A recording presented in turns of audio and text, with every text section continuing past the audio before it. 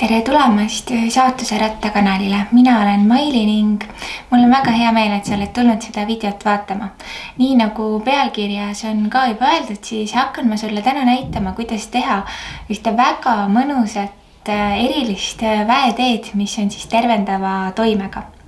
Kõik komponendid, mis teesse lähevad, on meile kõigile kättesaadavad ja ma soovitan siis sul ka seda retsepti kodus proovida. Näitangi sulle kohe täpsemalt ära, milliseid asju sul vaja läheb, millised on nende omadused ning kuidas seda teed valmistada. Kõige esimene komponent on siis kaneel ja see on väga suurepärane ja hea sinu südamele ja üldse kogu sinu kehale. Kaneel on aastasadu juba olnud tervendava toimega ja seda tee sees kasutada on suurepärane. Ta ergutab sinu vaimu ja meeli ning tegelikult töötab ka stressi vastu nii-öelda. Nii et kaneel saab olema siis selle tee põhikomponent. Kaneel on suurepärane ka seedimisele ning tegelikult paljud, kes soovivad kaalu hoida tasakaalus, joovadki tegelikult kaneeliteed igapäevaselt. Teiseks komponendiks on kummeliõis ja seda läheb sul vaja siis üks supilusika täis.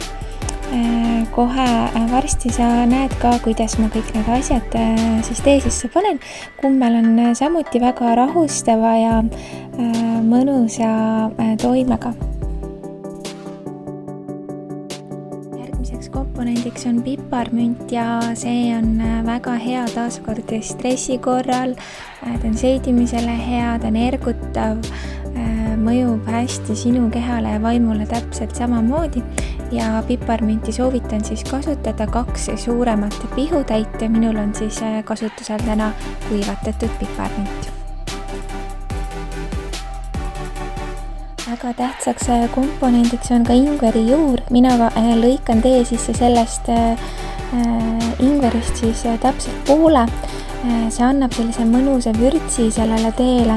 Ingver on väga-väga hea hingamisteedele.